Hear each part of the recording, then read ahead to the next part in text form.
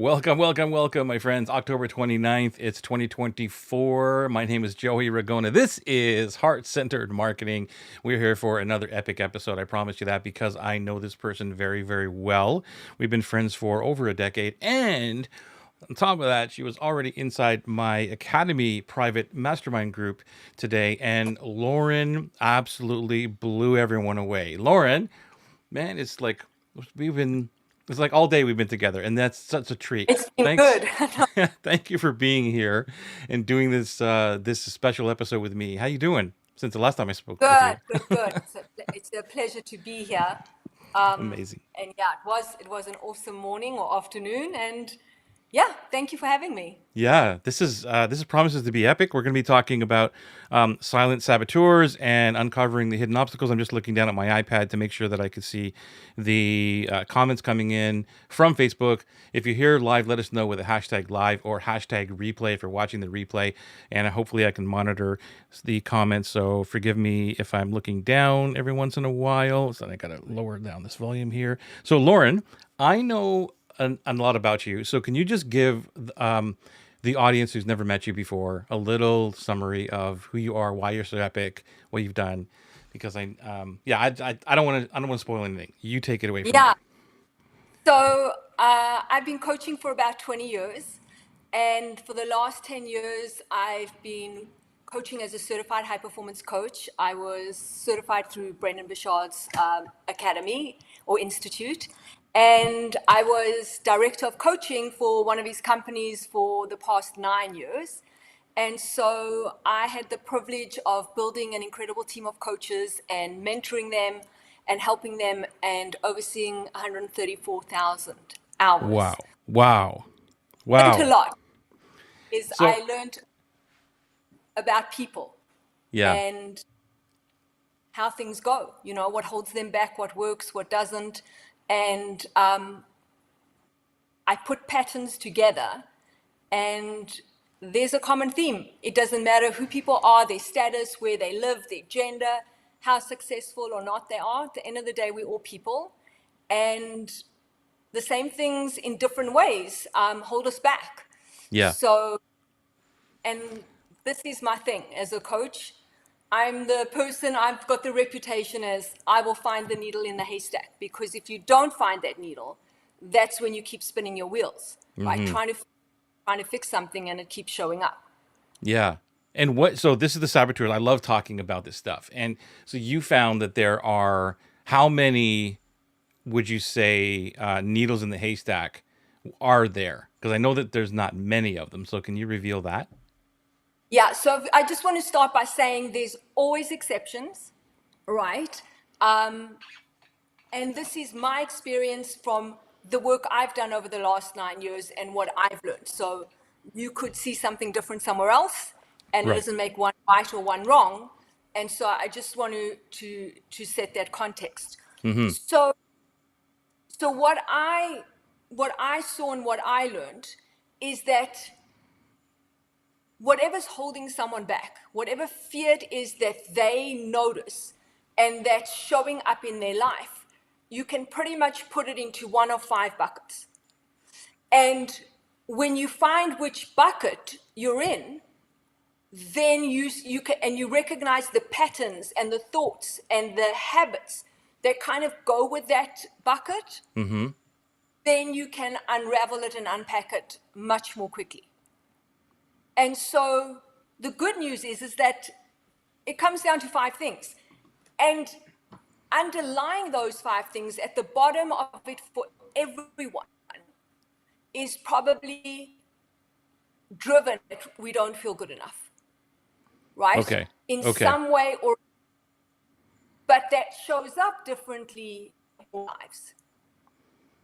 And Okay. that's where and where I found it comes down to 5 things. It's all stemming from the same emotion, but the story and the origin of it is different for all of us. And Okay. so what we need to do is find it, right? See the habits and the patterns, and then what's the story we're telling ourselves about it, And I say story not in a judgmental way, Right. but we do. We all have a story we tell ourselves. Right. Yeah. And where does it come from? Yeah, Because I remember. when we understand what is happening, then it's so much easier to manage.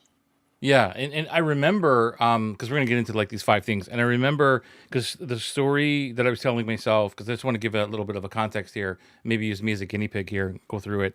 But way back when I was in the studio, when I was downstairs, literally, 15 steps maybe from my son growing up, and I was down in the studio 18 hours a day, and that's no word of a lie, every day. And I was telling myself and everybody else who would listen that I was doing it for my family, and I was sacrificing, but I was literally sacrificing my life. But I was like, I'm just doing this for my family. When I get successful or when the next break happens, blah blah blah. So that was the story I was telling myself. That's what we're talking about, right? Yes. So what would you say was the biggest, at that time, if I had to say to you, what's holding you back the most, what would you have said? For the next big break, like because I was remixing, so it was like when the next artist takes my remix, I'll get paid enough and I'll make more money, and then I could not be in the studio 18 hours a day. I can make more money and spend more time with my son, who is, like I said, he was just upstairs. I missed the first 3 years of his life. I didn't see him walk. We would play hide and seek in the vocal. He would be in the vocal booth, and I'd be on my computer. And I'm telling myself, I'm still playing with him. What's going on? Like, it's all good, right? We're still interacting. So I was just waiting for when this happens, when success, comes my way. And I know this is hard because it's a long time ago, and I don't want to put you on the spot. It's all good. It's all no, hey, it's all good. It's all good. That's what I want to. I want to be there so we can help other people recognize all this stuff. I came out of it. I knew it. I could look back and look at it and say, wow, like I was really I was not a great father at that point. Like, I'm ashamed of telling that story, but the truth is the truth. And that's one of the missions, actually, because of that happened, is my whole mission in life is to stop entrepreneurs from sacrificing their life, because I see it over and over and over again. And people, they say the same crap every time. With all due respect, I'm only going to do this for the first couple of years until this happens, and then this. And I'm like, yeah, you're going to be telling me that in 2 decades from now. So shoot, fire. I'm ready. I'm good. Let's go. So what would you say at that time? What did you believe was holding you back from that big break, or that one thing just needing to happen? Just that Why wasn't it? just that the mix was needed to be picked up. It was, I needed to get better at mixing, or making music, and that was it. So it was a form of, I'm not good enough. They're not taking this mix because I'm not good enough, so I'm going to continue to try. So what was the underlying lack that you felt? So not good enough, but in what way? You weren't good enough because you weren't smart enough. You weren't good enough because you didn't have the connections, the time, Because I couldn't, the money. I wasn't musically, I couldn't play music, so I didn't know how to play the piano. Like, it was all done by ear. So there was people who could do music, right? They could play piano. They knew how to record bass lines and all these other kind of things. Even though the music I could put out was still, it wasn't like atrocious, but I would like, maybe I could make it better. Maybe I could learn to be a better musician, which I wasn't. There was no musician in me at all except for knowing, like, playing by ear. Does that make any more So sense? would you say it was? Yes. So would you say if you had more competence, things would have Yeah. gone faster or Yeah. better? Yeah. Okay. So that's one of the buckets. The That's it. competence. Yeah. Right. So right. So this so again, and again, this isn't, I don't want this to come across like judgmental, right? No, not at all. Not at all. So is an incompetence, what I like to call it a bias. Some people call it limiting belief. There are lots of different things you can call it. I call it a bias that we have, that we pick up in early years, we don't even know we have it, right? And that's why it's so hard, because it's kind of like hidden. It's quiet. You don't see it. We don't even know we have it. And we just go, well, that's how I am. Right? That's just the way it is. Right. Right. But Right. if you find that, then that it's actually not that way. And you can change it. Okay. Right? Right. So if you think of like incompetence bias, it's so part of what holds people back is this belief like, I'm not good enough at this, right? The risk maybe of being embarrassed, or the risk maybe of me looking bad in front of my peers, and you're not aware of this, that's what causes people to harsh themselves. So they're not conscious. And so, but what's happening, for example, for some people, maybe they tell themselves they don't have time, or they tell themselves, if I had the better equipment, this would Yes. go better. Yeah. Or if I was connected to someone, it would go better. Yeah. Right? Those last two that so you the just said. incompetence. Yeah. Just to interrupt. You're because you're a little choppy coming through, so I don't know when to interact here. But so I apologize. But the last two you said were also part of that. So when you're asking like, what do you feel as though was the problem? Yes, I should be a better musician, but that really didn't bother me as much. But I thought, oh, maybe I should learn how to play the piano and this and that. But it was the other two as well, for sure. I need better equipment, so I was always buying new equipment. And anybody online, you know what that's like, a new version, better lights, more cameras, whatever. And also the connection piece was a big one because it's a music industry, and I think every industry is like that. The more connected you are, the better opportunity I'll have, and then I'll get more. I'll be more successful if I know that person. So sorry to interrupt, but I wanted to interject there and add that in there. No, no, no. So that's exactly it. So if that incompetence bias is what's driving us without us knowing, then the stories we tell ourselves, the habits we have, the emotions and the thoughts that we have are all related to, I can't do this. I don't know how to do this. And so we go, well, I need more equipment. And if I had better equipment, then people can spend months researching the equipment, but then they get the better equipment, Right. and then it's something else. Right. Well, if I knew these people, then it would be better. Right. Right? And then you get to meet these people. Well, do I really fit in there? And it just goes down a rabbit hole. Right. And so it just goes round like a hamster wheel. And then people go like, okay, so hard. And I'm trying so hard. And then why is it not happening? And so the way I describe it is, I think all of us at some point have felt the imposter syndrome, right? Yes. And so for me, all these external things that we can see, and that's why we try and fix them, because we can see it, it's tangible. That's the imposter. Or another way of describing it's a decoy of Okay. what the real issue is. But people don't even know there's an issue underneath it. And so the imposter gets all our time and energy. And unfortunately, it's a good imposter, so it keeps us busy. and that's where we get stuck. So so competence is the first one you're saying, right? Or incompetence. Yeah, incompetence, right? Believing that I'm And the bias. incompetent. Okay. Bias, because it comes from something that it always happened when we were super young. Right. Yes. And then what happens is, so this is how it works, right? When that story got built, like when we were 5, 3, whatever, it actually worked for us. It helped us in some way or another. The problem is it never got rewired. It came with us all along our life, but our life changed and our goals changed and our ability changed. But it's kind of like the software didn't change. Yeah. And that's what causes the issues. Yeah, I'm trying to wonder. I'm So trying to think back of like when that would be wired into my brain. Anyway, I just want to give a shout out to Collie. Thanks for being here. It's the familiar subconscious wanting to keep us safe. yes, because that brain, it basically has three rules, right?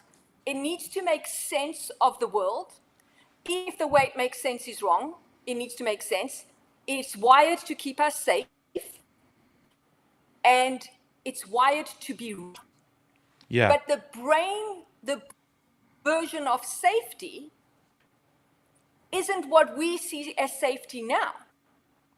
And so it keeps us in our comfort zone. Okay. And that's what happens, right? Because the brain sees change and anything unfamiliar as unsafe.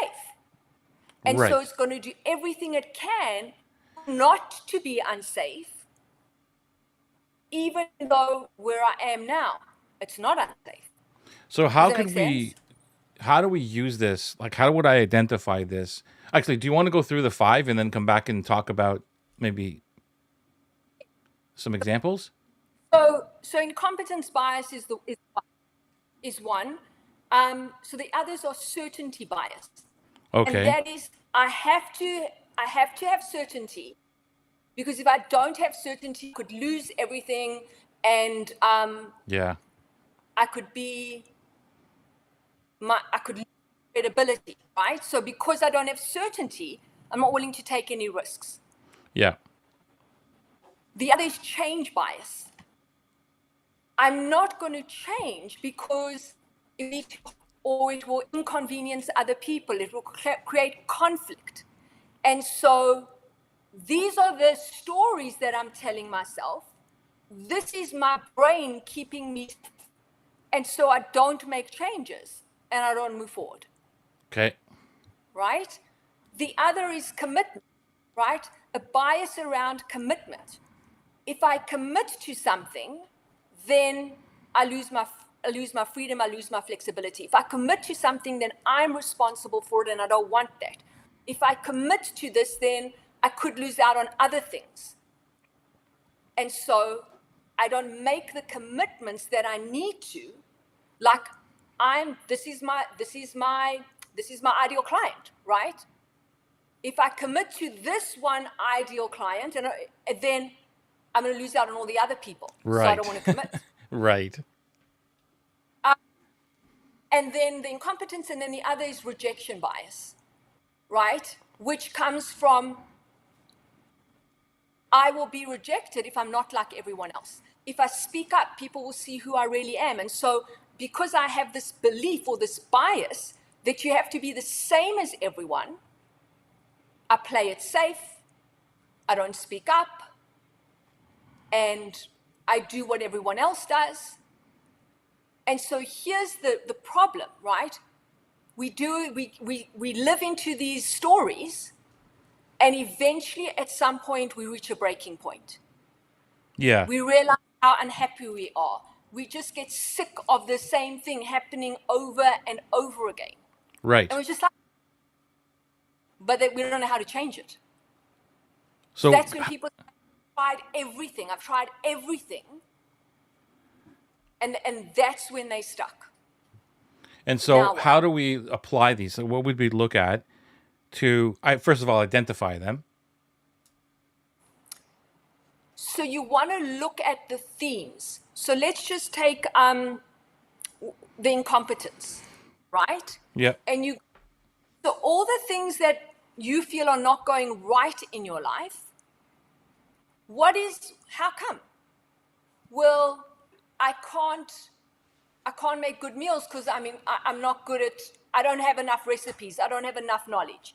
You want to look at all the places where your life isn't going the way you want it to, and what's the story you're telling yourself, because that's what you've been conditioned to, and what's the theme. Eventually you'll see a theme. Oh, in my personal life, it's that I need more skills. I don't know enough. I need more education. I need more tools. I need more equipment. Then it will change. So you want to find the pattern, and there will be a pattern. Yeah, But and go ahead, go ahead.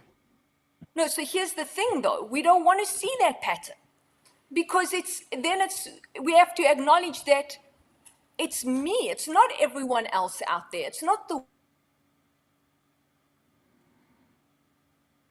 think we lost you. world. It's not the, No, no, we're there. You're back. You're okay. back. It's just a little choppy. I'm sorry. I don't know why that Don't worry is. about it. It's the Wi-Fi gods. It's them. It's not us. It's them. It's them, there, exactly, right? uh, So, so it's easier to say, I don't have time. It's easier to say it's someone else's fault. It's yes. easier to say that because if we go and look for the crux of it, then it does come from us, not through any fault of our own. Right. Our life unfolds. No one is immune to this. Right. So then what you want to do is you kind of want to reverse engineer it. And it's easy if you're willing to be vulnerable with yourself. And all you want to do is, when was the first time I remember feeling or made to feel incompetent? There'll be a story. Something will happen, and it will evoke so much emotion. And that's why it's hard to do, Yeah. because our brain wants to protect us from that. So it's not going to make it easy for us to find it. Yeah, because I'm trying to think back now is in relation to just in this online world. Colleague, I'm going to bring this back up and we'll address this in a second. I remember when I first got into this, and I was in that I guess incompetent bias because I figured I had to buy all the equipment, which is still sitting downstairs. And my wife says, "What are you going to do with all these lights and green screens and all this stuff?" I said, "That's how I'm going to record all my stuff." And it took me many, many years and credit cards later to say this is not what I really want to do. And I kind of self-diagnosed that I don't need any of that stuff. Yes, I have a nice camera in here now, and I got a couple lights here and there, but it was, here's how I'm going to show up, because I found that I was procrastinating. Like I thought that the lights and the cameras and all that stuff, and the green screen and the teleprompter would make me start recording stuff. Okay, and maybe this is gonna bring another element to this conversation. But it was, this is not who I am. I am not, and we talked a little bit about this today on Academy, where I'm not this really prepared dude. I like just showing up and going with the flow, right? So the preparing of all the scripts and trying to read it on teleprompters and making it all perfect got me zero results. I never put anything out. It was only until I guess, released the story and stepped into who I truly was and said, this is me. And I'm going to show up and I'm going to make a whole bunch of mistakes. And whoever takes that is cool. They're my dream clients. And the other ones, they'll stand in the other line. I respect them, but they're not me. They're for me. And that's totally cool. So there's a lot of stuff going on in that revelation. Yes. And here's the other thing. It's never only going to be one thing, right? Right. Nothing is Yeah. so We're, clear. we're, we're going through them back and forth, right? Right. We probably all have all of this Right. going At on. different But times. at different times, and at certain times, based on what we're doing, one is, often more predominant.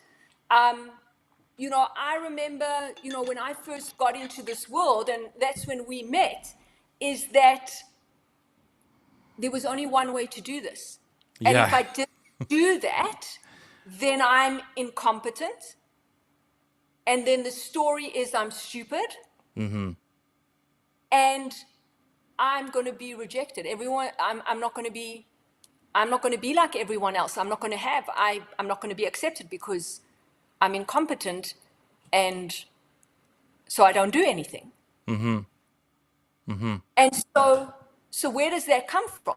So I know for me, from the youngest age, and I remember like grade 1, I, w- I loved sport.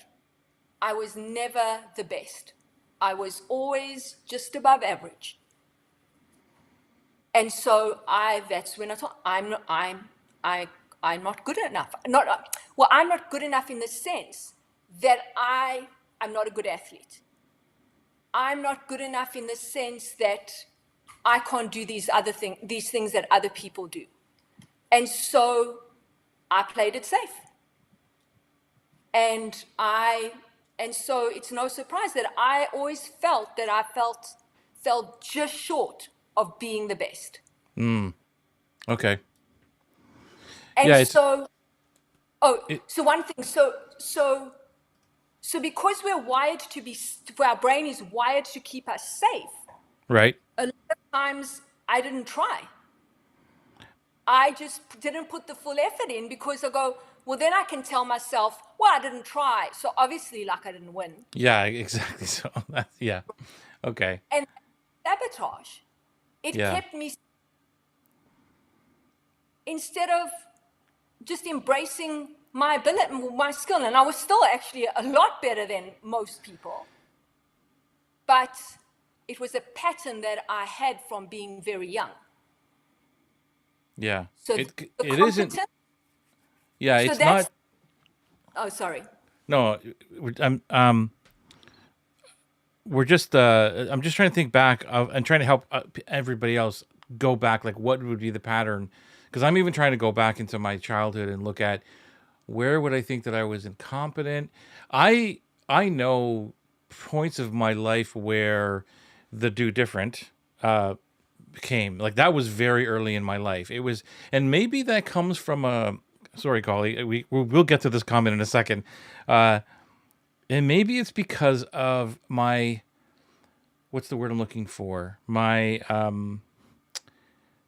dealing with the incompetent piece. Whereas, okay, well, I'm not good enough for that, but I'm gonna go do it differently. So I don't have to be as good as you. I will just, it will be. I'll make my own category, right? I'll compete in a different thing. And so maybe that was my, what's the word I'm looking for? How I dealt with it. What's the other word for dealt? Like deflection, like How I, deflection, no, deflection. no, I'm looking for another word. Anyway, it's good. You know what I'm talking about though. Like I dealt with it that way instead of I'm not going to compete. I'm going to go do it differently, and that's how I've done it all of my life. I've been that kind of black sheep. It's like everybody's going this way, I'm going to go that way. Right. So what you may have found is when you were younger, that didn't work well for you. Maybe. Well, actually, it Maybe. worked. Well, okay, so yeah, because we talk about this a lot too, where when we're talking about marketing now and everything that I talk about in terms of dream clients or authenticity, and I believe, I know, it's not that I believe it, I know for a fact now that our gift is those things that maybe didn't work out for us in the childhood, but it's actually the Yes. gift. So, yes, maybe it didn't work out then because people were trying to conform me into doing something and I was doing the opposite. And they're going, you can't do that. And I would get in trouble for it or something. So that creates another trauma or story or whatever you want to call it. And you avoid all that. And now later on in life, I'm explaining to people, no, that's your gift. That's where you're supposed to be leaning into, is the things that people would say don't do that because it's not right or whatever, unless it's like illegal. I'm not talking about that, but our gift is right beside that wound. And I take that from Philip McKernan. That's not my quote, that's Philip McKernan, but it's absolutely true. So here's another example. In our family, kind of the general rule was don't rock the boat, Right. just keep quiet. So I did that for so long, Just to keep you kept right? And quiet. then eventually, but not, don't rock the boat. Don't, you just be quiet. Definitely don't do what other people are not doing or say what other people are not saying, Yeah. right? Just follow the sheep. Right. So for me, that was rejection bias. Going, if I'm different, I'm going to be rejected. So you were If afraid of that. right. I can tell you when I immigrated to Canada, when I was probably 25, I didn't say a word to anyone. I didn't have an opinion about anything. And then all of a sudden, I'm in this different world, and I see, oh, people say what they want, and people say what they think, and the world has come to me. And so it just, this is okay. Mm-hmm. And so, and now, like I'm all about, I will say what I'm going to, I don't care who doesn't like me. Yeah. I don't care if people don't agree with me. Yeah. I'm all about speaking the truth. Yeah. And that's part of where it comes from. And so I know there were times where I wanted to speak up. I remember times when I wanted to say things and I didn't. Right? But here's the thing, when you think about looking back and finding that origin of that story, it's going to be something that happened to you, or it's going Right. to be something that someone said to you, maybe even in passing with no ill intent. And somehow we latched onto that and we created a meaning about it at a young age where we had no cognitive maturity to discern anything. And now that's what we created, like I did. Just be quiet, don't rock the boat. And you take that along with you your whole life. Mm-hmm. And at some point, it stops serving you. Which of the actually before we get into the question, I want to let's look at colleagues. Can you see the question on there? Yes. Can you read that? What? No, I don't see. Okay, Being loyal. You I'll read the read. question? Yeah. Yeah. So it's not. I don't think it's a question. It's more of a comment. So repeat, rewind, repeat, rewind. The subconscious wants to keep us in the familiar, the same pattern, the same sense of safety. And when did it start? In childhood, but this can be reworded as Lauren says. It's completely simple. Love and soul hugs, and then she continues with yes, and then there are hidden loyalties. Loyalty to someone to not change, which can be discovered and worked through. But first, we must see it, include it, and acknowledge it, and then release it and rewrite. Right. And so we've got some interesting comments from people are saying it's interesting conversation from Lorna and from Jennifer, who is on Academy. You met her today. So there you go. So what do you think of those? Do you want me to repeat any of that? Oh, no. So here's the thing. It all sounds easy to do. Oh, I just have to find where it started. I just have to change how I'm thinking. I just have to decide to do something differently. But if it was so easy to do, everyone would be doing it. Right. Right. Imagine people who are watching your podcasts and your live streams. These are people who've probably done work on themselves. Mm-hmm. So open to this and they get this. But if you think of the majority of the world do no personal growth. Exactly. So for them, they don't even know that this is going on. They don't know. And so unless they are willing to do the work, decide at some point they want to improve or grow, they'll go their whole life like this. Exactly. Exactly. By the way, if you're watching us, let us know with a hashtag live or hashtag replay. My friend Lauren's here, and we're talking about the saboteur, like what really is holding you back. And most of the time, she's found that by coaching thousands of people, it's like it's not what they think. It's not what they think. It's always something different. So and we're looking at the five biases, which are the incompetence bias. Correct me if I'm wrong here. Certainty bias, the change bias, commitment bias, and the rejection bias. Those are the five biases, right? Cool. Yeah. Got them right. Thanks, Jennifer. So I'll give you an example. If I had $1 for every time someone had said to me, if I just had more time, then everything would be fine. Mm-hmm. And so my response is always the same. If I show up at your house, I take everything off your plate. I will do everything. I'll have a team there. You will have 24/7 all to yourself. Can you say with absolute certainty, you will go and do that live? You will go and do that Facebook Live? Well, I know, because it's not the time. And that's how the drilling, that's how you go, okay, so well then what is it? Well, I don't know, what if no one shows up? Okay, there'll be 100 people there. Don't worry about that. Well then, well, what if no one believes what I'm saying? Okay, everyone's going to believe what you say. Yeah. That's how I drill down to eventually it comes down to, so for someone, one of my clients, and I'll just change what the context was for confidentiality, it came down to someone when she was 11 years old in front of her whole class said, you will never be able to do this. You should not even try. You're so bad at it. And as she grew up, that's the one thing that she really wanted to do. And so she created all these stories, understandably, and just put every obstacle in her way because she didn't feel that she believed all those things.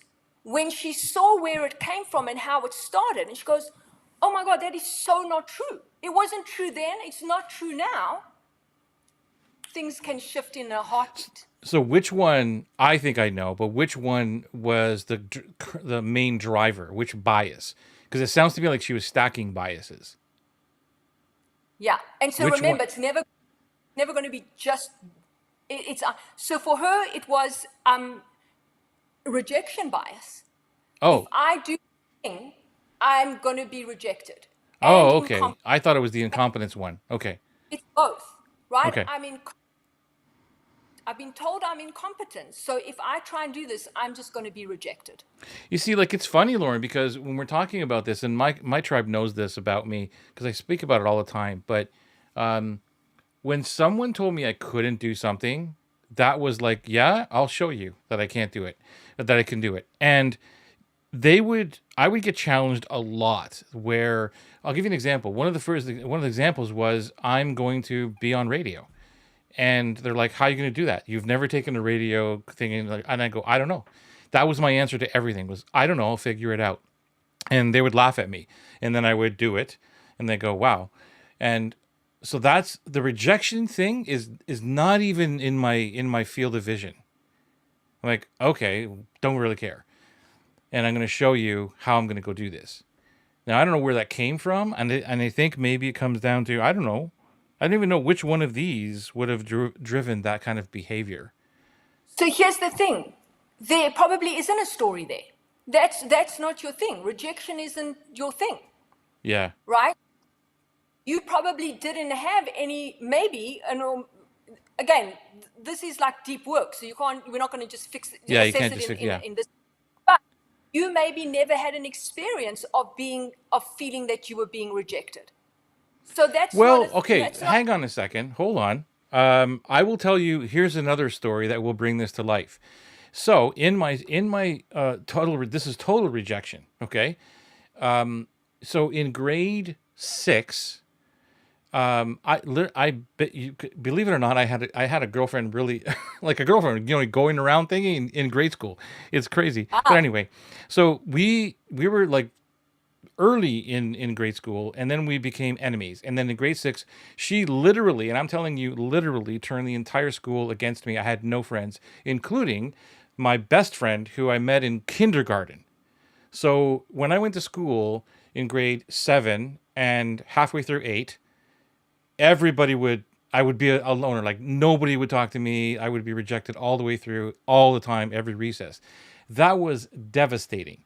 Devastating to the point where halfway through grade 8, the teacher, brought my class together and said, "You can't do this anymore. You have to be friends with Joey." Like made people be friends with me. So that was major rejection. Yes, it is. Major. So what did you interpret that to mean about you? I'd have to look deeper, like to answer that question now. Like when I'm telling the story right now, I don't even feel emotion to it. Like it's like, don't give a shit. Like you know what I mean?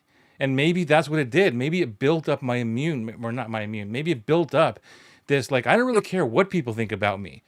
Like this is I'm not going to change, and I don't even remember being upset about it until like grade, halfway through grade 8.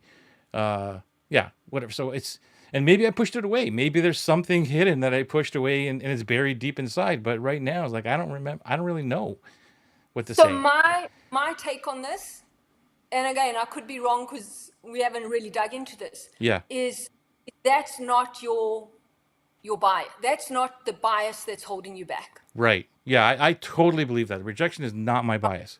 Right. So great. Check that off the list. Don't have to worry about that. Cool. Right?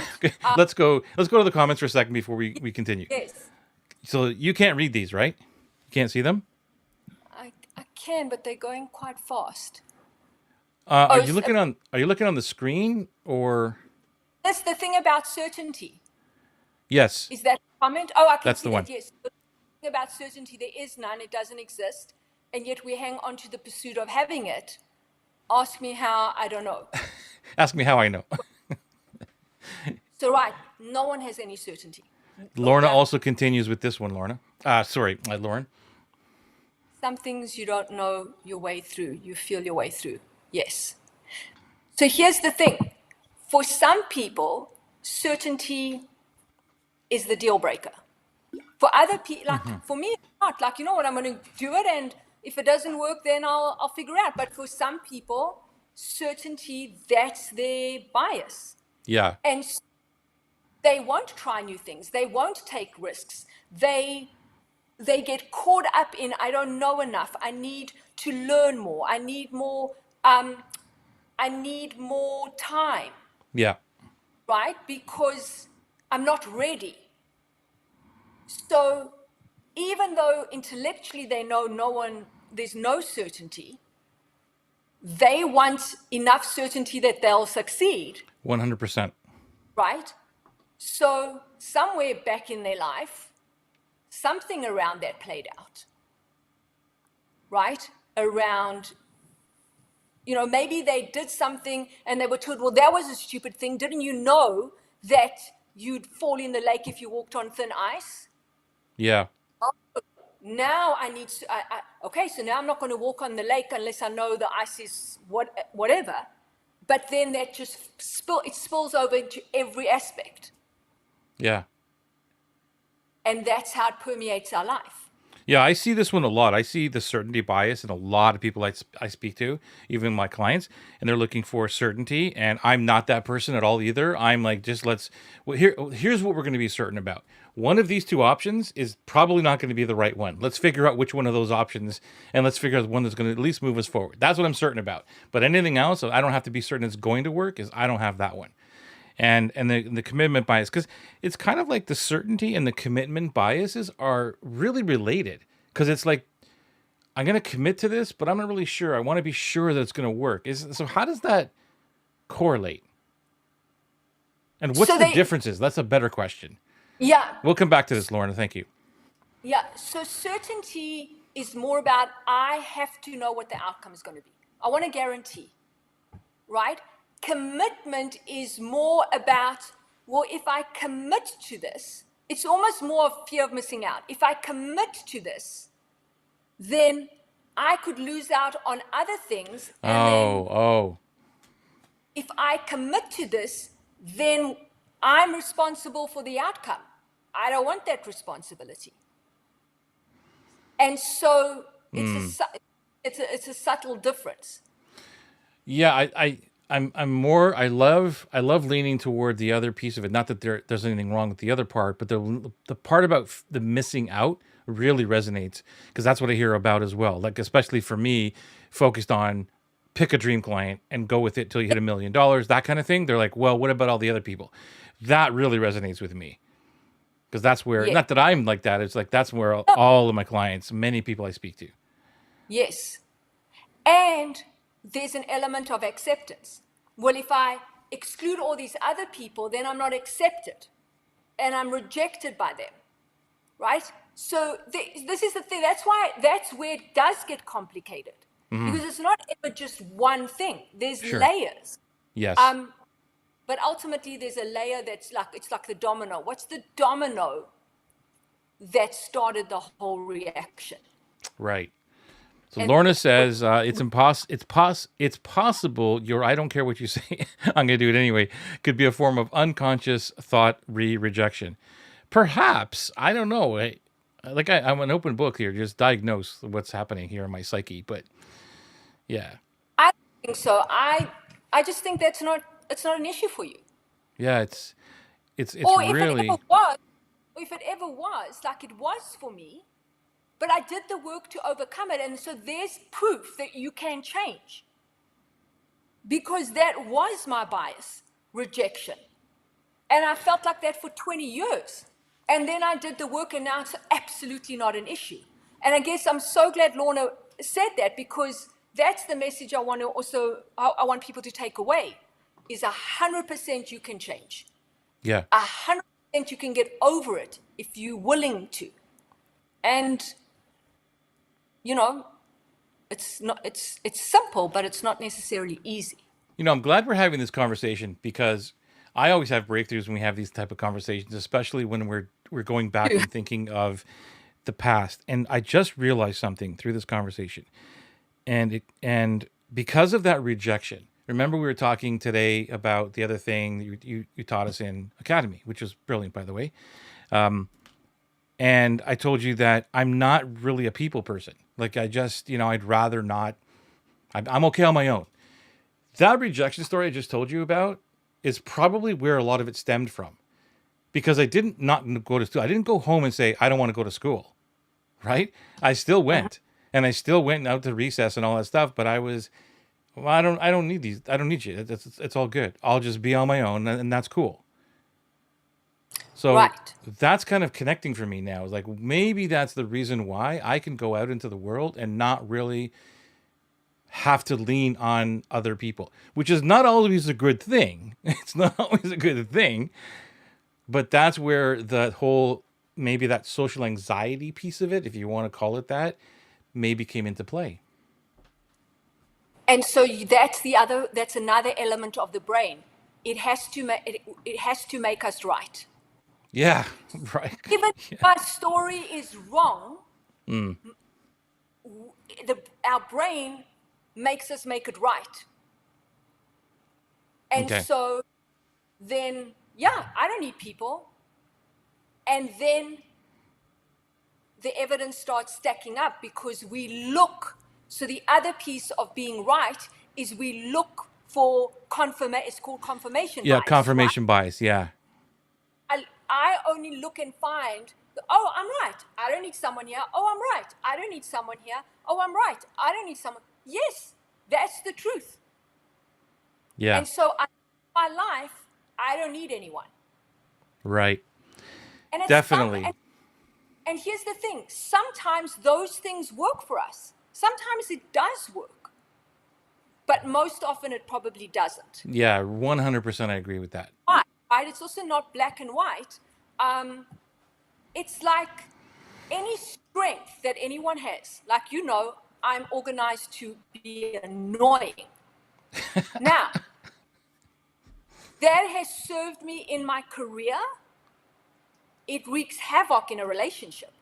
What mean? What did you put the can of Coke in and you didn't make it the label facing the front? Right? So it's almost like it's like, you can use a baseball bat to hit a home run and you can use it to kill someone. Exactly. Everything has a pro and a con. It's just how much is it a con, how much is it a pro at what point in our life, Yeah. and it's working for us. I love that. But the bottom line is, if you think you're not where you need to be because you don't have time, or you don't have the right equipment, or you're not connected to the right people, or you need more education, or whatever it is, now, here's the thing. Those things may be true, but those are not the things that's going to change the pattern. Right. And that's what also makes it hard. Because yes, I do need more time. So now I latch onto that. But really, I don't need more time. I need to be willing to change. Commit or change or commit. Yeah, exactly. Lorna says, one of the values I've subscribed to for many years, I recently realized has been holding me back. Sometimes the breakthrough only comes when we're ready. It only comes when we're ready, in my opinion. And often it's a surprise. At least for me, it's been that way. 100%. 100%. Every Uh, time, go ahead, no. no, no, go ahead. I'm just going to put No, up another comment. gets to that first domino, it is like a light. It's like, oh my God, right? It is a surprise, but it's Yeah. also it's a huge relief. Yeah. This is why like personal development or this kind of deep thinking is so important. You know, people who are not into it, they look at it and think that, well, that didn't change my life because I read that book and a week later, nothing changed in my life.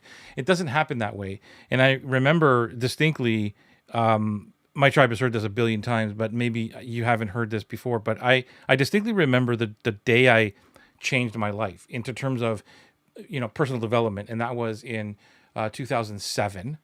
And it was where someone told me about The Secret, and I'm like, okay, what's all this about? Because I was getting into more of like reading Think and Grow Rich and that kind of stuff, and they told me about that, and so I read it, and I knew right away it wasn't going to be I'm going to be able to manifest this whatever I want tomorrow type of thing. So I started changing my thinking right then and there, and it was a pivotal moment of my life. And the change I made, or the distinction, or the conscious decision was, or I guess reason for it was, well, it's been 37 years or whatever it was that my life has been like this.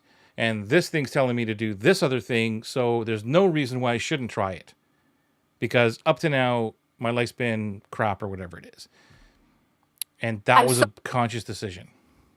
I'm so glad you shared that, because, and again, I'm simplifying this a lot, but it's kind of like we have two pivotal moments in our life. The pivotal moment that happened when we were a kid, where something happened Yeah. that the seed that basically it holds us back, right? There's Yeah. that pivotal. And then there's the pivotal moment where something happens and it changes your life. And that's our why.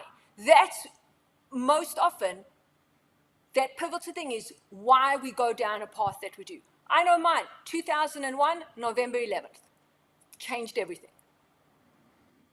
So it's interesting, right? That these two like different scenarios, but how hugely they impact our life.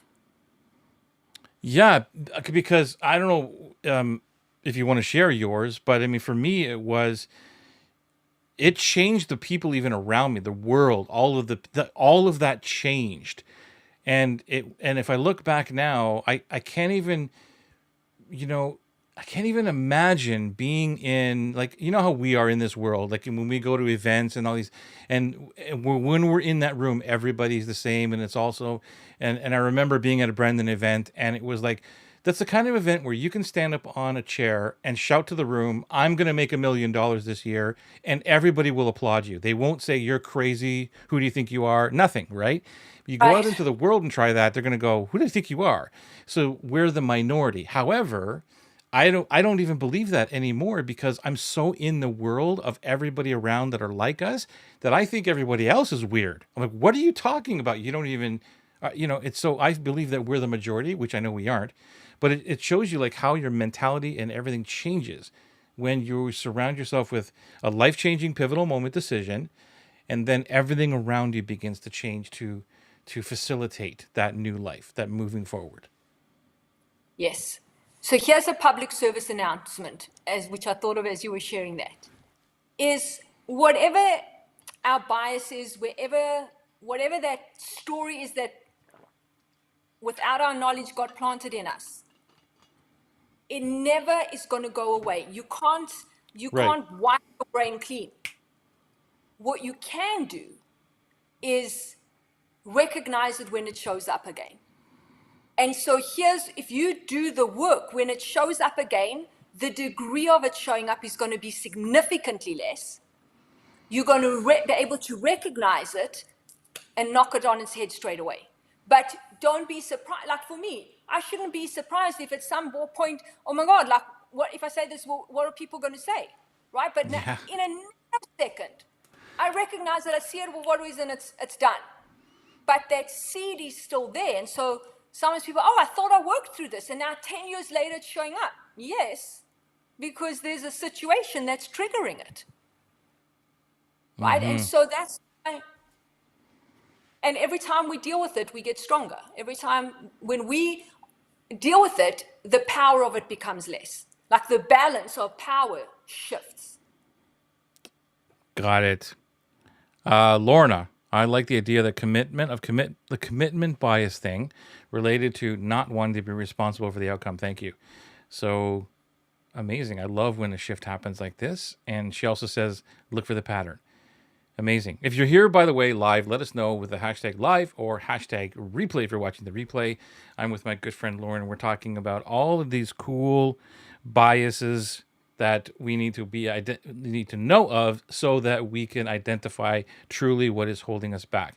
Do you want to rip them off again? The five, if someone's just joining us. Yeah, sure. So certainty bias, where there's a belief that if we don't have certainty, then you can't move forward. Change bias, that if we change, there's going to create conflict. It's going to be too hard. We're going to, upset people. Commitment bias, if we pick a lane, then we're going to lose out on other things, right? And we're going to be responsible for the outcome. And then incompetence bias is, that's probably the most straightforward, that I have a belief from somewhere that I'm incompetent, and so I'm not going to try new things. I'm going to make excuses not to do things, right? So I'm going to limit the possibilities that I see open to me. And then rejection bias is, if I say these things, if I do these things, if I'm different, then I'm not going to be accepted. I'm going to be on my own, and that's going to suck. Which one of these would you say is in your life right now? That's a good question. I would say change bias. Wow, I was going to say the same thing for me. Wow, I'd love to know from you watching, which one of those do you feel as though is in your life and maybe why? Why is it for you? Change bias. For the exact reason that I'm resistant. I'm resistant to make the changes because what will I lose? Yeah. I don't want to lose Yeah.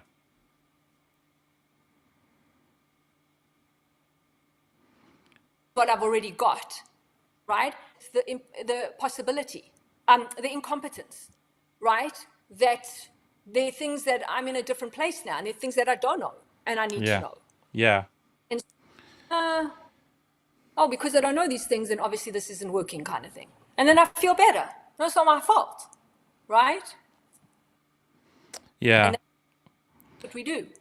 Yeah, I'm in the change bias as well, and it's only because the inconvenience people thingy or inconvenience someone is not part of that change for me, but it is more of like what you said, which is what am I going to lose? All the thing that I just built, what am I going to lose? And but then here's maybe a hack that I used is more of if I don't change, what am I going to lose? And I'm Yes. looking at the future and I'm thinking that's the reason I'm changing. And if I don't change, then eventually I'm going to have to change or it'll already be too late. And the reason I think this way, which has helped me get over this, is because of COVID. I believe that I was in the exact place finally in my life when COVID happened. The right place, the right time for all of this, because you know what happened with the online world, right? Everything exploded, tens and hundreds of thousands of people online now all of a sudden, and I was already knew Zoom inside out, had my emails up and like all of that was already happening, and I would just go like, oh, plug and play, plug and play. So it was the first time in my life ever that I ever felt that I was in the right place at the right time. Because every time that I tried to do businesses, well, they were okay, and they would just fall short. Like, I just missed that one. I just missed that one. Just missed that one. Like me, yeah. And so now I look back at that time, even though COVID wasn't great for the world and all that, And I'm looking at the new future of what's coming in, AI, all these things. I'm thinking, okay, if I don't do this now, because I know a lot of people who are not looking at the future and rejecting it, change bias. Maybe they're in the same type of change bias, but I'm looking at change bias as a good thing. No, I need to change, even though I'm scared of the change, but it's going to help me. Does that resonate at all? Am I like off the off the No, rocker? 100%. So here's the thing.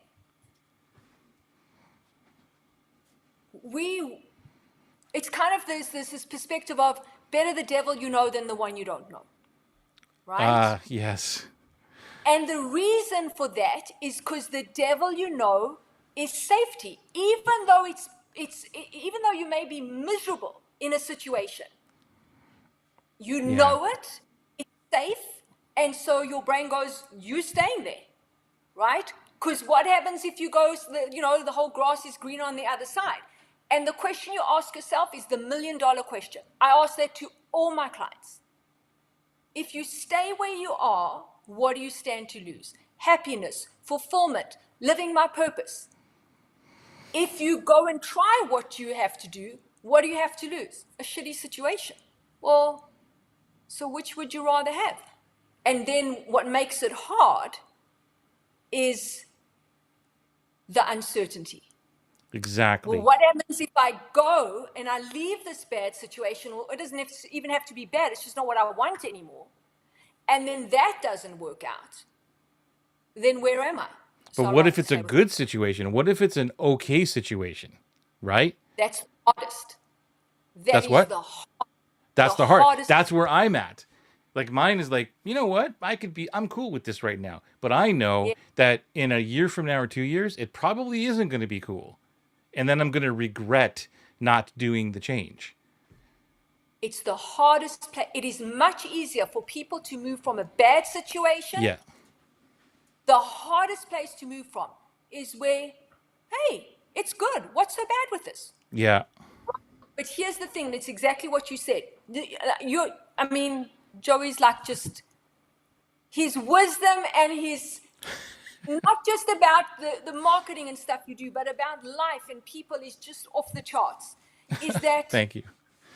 it's true. Everything you've said here is what most coaches should be saying and aren't, by the way. Is what I say to all my clients. You might be comfortable now. I can guarantee you, in 2 years' time, it will not be comfortable. It will not. So do you want to wait until it's kind of like the person who waits till they have the heart attack to get healthy. Right. Right. Right. But Yeah. it's hard. It's Yeah, it comfortable. definitely is hard. And anybody listening to this right now, I feel you. I know because I'm in this place that I've built an amazing business, an amazing product, a very simple thing. It's easygoing, right? Makes money and all that.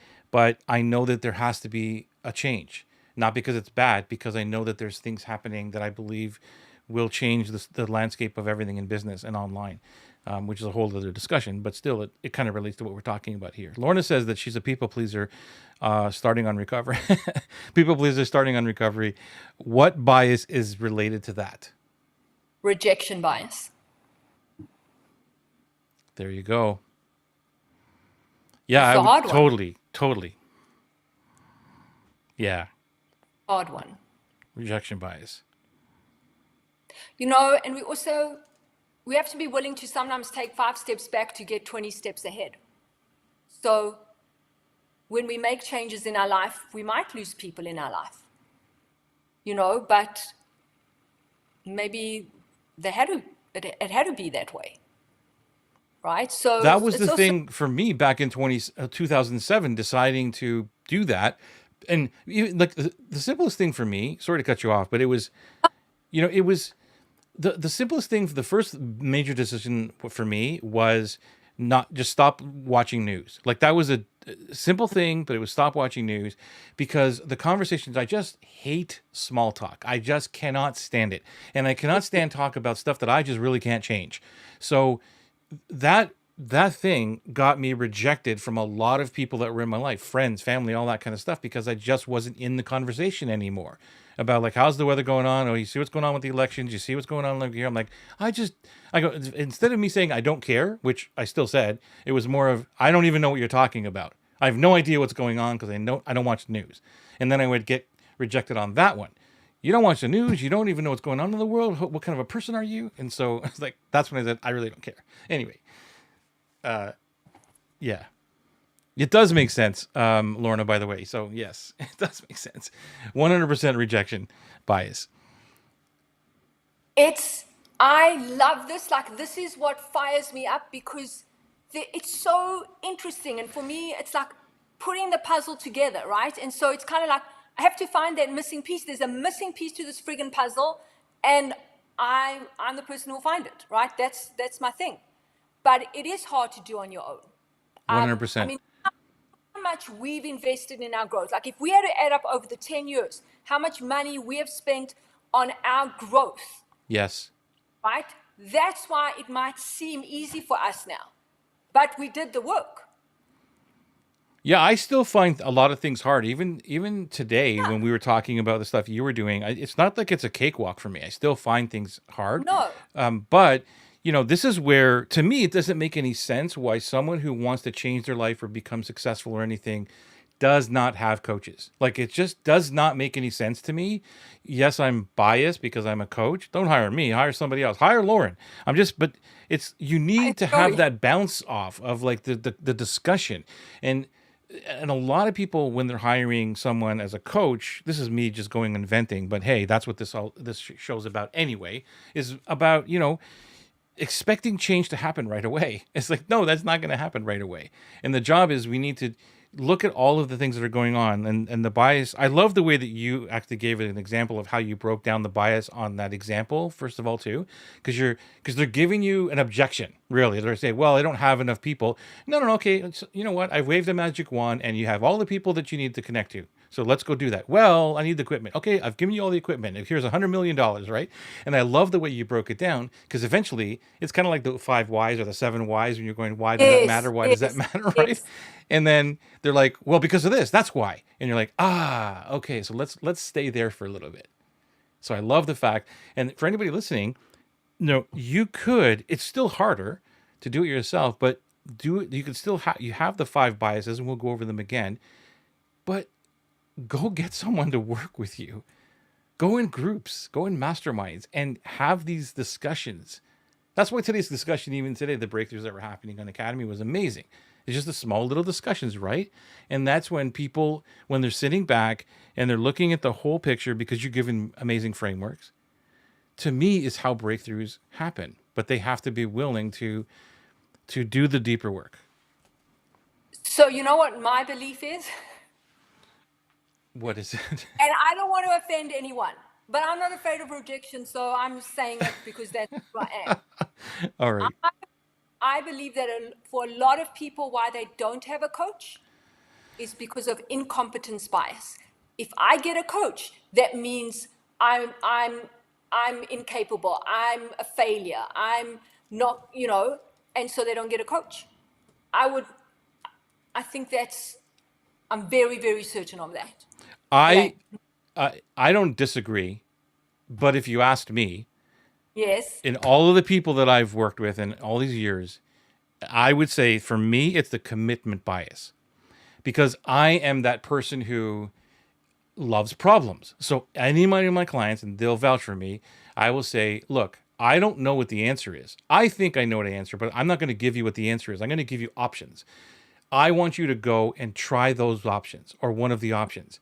Okay. And most people will not. I'm not saying my clients, but I'm just saying most people will not. So for me, it's about the commitment bias because, well, what's going to happen and all these other things? Well, I don't know. Let's solve the freaking problem. Go out and do this and see if that works and what the data, because I can make better decisions based on the data than I can about you and me sitting here thinking, which one of those do you think is going to work? I hate those kind of questions now. Like I used to get them a lot. I've got these options. Which one do you think is going to work? And then I would say, well, number one, let's go do that. And then the next week it would be, I thought about here's the other thing. I'm like, holy crap, just did you do the other thing? So it frustrates me to no end. So for me, it's about the commitment. And Yeah. Anyway, I'll stop there because I know you want to No, interject. I agree with you 100%, right? Because here's the thing. If I commit to working with you and I commit to doing the things and it doesn't work out, then I'm incompetent. Right. So So that's a stack. it's never one thing, No. No. ever.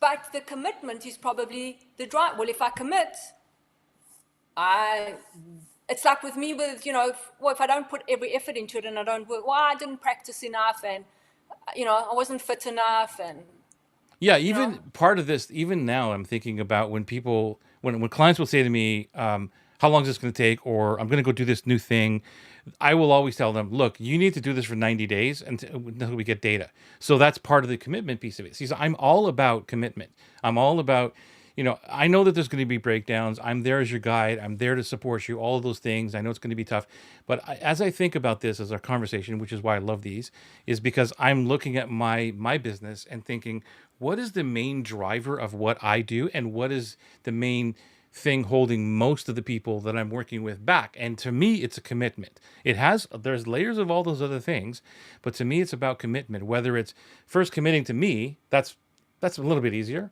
but it's then committing to me making them change, which is another one. Like, change what you're doing and go do these two things, and then which relates back to, well, is it going to work? Certainty. So there's all those three that are kind of this mishmash, right, of what's going on. and sometimes these biases are stacked. So, when I Right. spoke about imposter, the imposter could be the change bias. That could be the imposter, but Right. the real Right. bias is rejection. So it's just interesting how, and that's why it's hard to teach this because it's not linear and it's not so cut and dried. And I just want people to recognize that it's like, it's just, it's all kind of intertwined. Very cool. I got Lorna's here. She says, let me bring this back up. I was just refilling my water. Totally makes sense why that's been more prevalent since 2011. My husband passed away. Prior to that, let me bring this up over here. I wasn't like that. I was a pain in the ass and driven on doing what I wanted. So she's probably talking about the rejection bias. So why? So I'm interested, Lorna, if you know or have any idea of how that changed, like how your husband passing changed got you into the rejection piece. I'm just a curious person. You don't have to Yeah. share that, but I think that's like, because that to me is the pivotal moment, wouldn't you say, Lauren? Is like, so I'd be interested to look at that pattern, and then I think there's something. I think there's something that started in the late. Go ahead, you can read this one. I think that there's something that started in the late, 2018. 2018 that is related to rejection bias. I haven't uncovered that connection. Got it. But 2018 was it showing up again. It probably didn't start in 2018. It's rearing its head again. So that's why, people will go, what I was saying earlier, I've dealt with this 10 years ago. I've been fine for 10 years. How come this is showing up again? Because it always stays there. And, some situations will trigger us more than others that it resurfaces. Yeah. She says, sorry, I popped off. I don't know if you heard anything that I asked there, Lorna. Joey, what other it is? Okay, okay. She's way ahead of me. She's in my head. She's thinking. I asked. What did I ask? Like there was a change of when Callan Oh, passed. Yeah, you want to pick it up, yeah. Lauren? When Callan passed, what was it about that? What about that created the change for you or the shift? Yeah, shift into the getting into the rejection bias. All of us, because you weren't afraid of rejection. Was there anything? And again, you don't have to share this at all, but just to think about it on your own, maybe, Yeah. of why did that event make you default into the being rejected then? I have a whole bunch of theories in my head that could be totally way off because I'm no therapist and anything, but I have a whole bunch of theories of why that could have happened. and it might have been. And again, I'll just share it because I'm not afraid of sharing anything. So it could, and it could be wrong, but it might have been because, how do I say it? Like, it had to do with the medical thing, the Callum, like the rejection that he wasn't going to survive, like somewhere along those lines that was intertwined with, well, we're going to all these doctors and they're saying that there's nothing we can do, and that's part of a rejection. I could be totally way off in that. That's kind of where my brain is going with it. Anyway, My I don't know. my brain goes somewhere different. Where does it go? Is that because what my experience of society is if your circle of friends are mostly married, when you're not, Oh, they're not so keen for you to be around, oh, whether you're divorced or single for whatever reason. And okay. so kind of you can get cut out. And again, it may not, it could be multiple things. It's never going to be one thing. Yeah, yeah, Um, for sure. so that's what makes it interesting, right? Yeah, that's an interesting conversation because I think you're right, Lauren. Is more of that your friends are changing, your whole circle is changing because of the situation with your husband going through whatever it is, and that might be that my friends are they're not really rejecting, but they're no longer the closest to me anymore because I have new friends in this other thing. Yeah. Okay. So Lorna says, Oh, can I add one thing quickly? yeah, go ahead. So this is also where we have to get, like, let's just say I'm right about, the rejection, that being single in a married crowd kind of thing. She's already saying you're bang on here. Okay, but here's another way to look at it, right? So we can internalize it. Oh, I'm being rejected because I'm single and people don't want to be around me and I'm a threat or whatever it is, right? That's not what it is. They are, and it's about them. And I know that's a cliched thing to say. They don't know how to deal. They don't know how to speak to you. They don't know how to treat you. They don't know how to be around you because it's different. And so they pull away, not because of you, but because they don't know how to manage it. And instead of just asking or figuring out how, it's easier just to walk away. Yeah, that makes a whole lot of But sense. our natural instinct is it's me, right? People don't like me. People don't want to be around me. And most often, especially when someone's lost a partner, it's not that. It's because other people don't want to deal with it. They don't know how to deal with it. It's too hard. It's too uncomfortable. And so something's changed. And So they yeah, don't want to she's handle saying that there's also pushback on the feelings from family who didn't agree with what she did at the time of his death. So that could relate to it. And then she says being widow is huge of the rejection piece. So that is that's playing into her rejection bias now, correct? Yeah. Yeah. Interesting conversation. Wow, wow, wow. We could go on forever here. I love Forever. this. 100% about the 100% about the widow. That's likely why I wanted to help other widows. Yes, right on. There you go, because you know how it feels. Yeah. See, that's the pivotal point.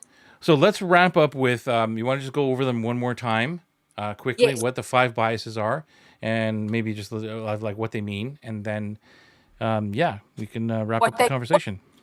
what you can do. Yeah. So remember, it's not cut and dry. There's always exceptions. It's never just one thing. But from my experience and the work I've done, typically comes down to five things. A certainty bias, where we will believe that if we don't know the exact outcome, it's too risky, there's too much to lose by moving forward, so you don't. The next one is change bias, that if I change, I could lose what I have, and I'm not ready to do that. Or if I change, I'm going to upset other people and I'm going to rock the boat, and I don't want that.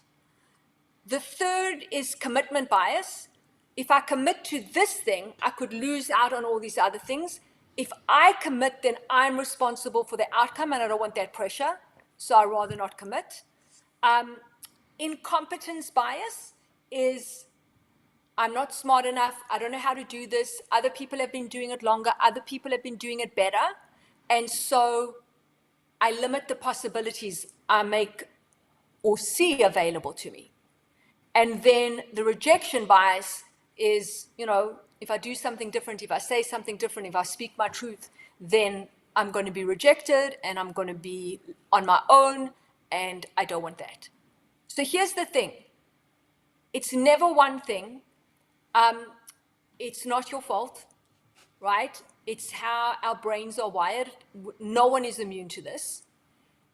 But the one thing I just want you to, if you take away nothing from this, but this one thing, is that if you think it's the external things that are holding you back, and that's where all your energy and focus is going, it is 99% not that.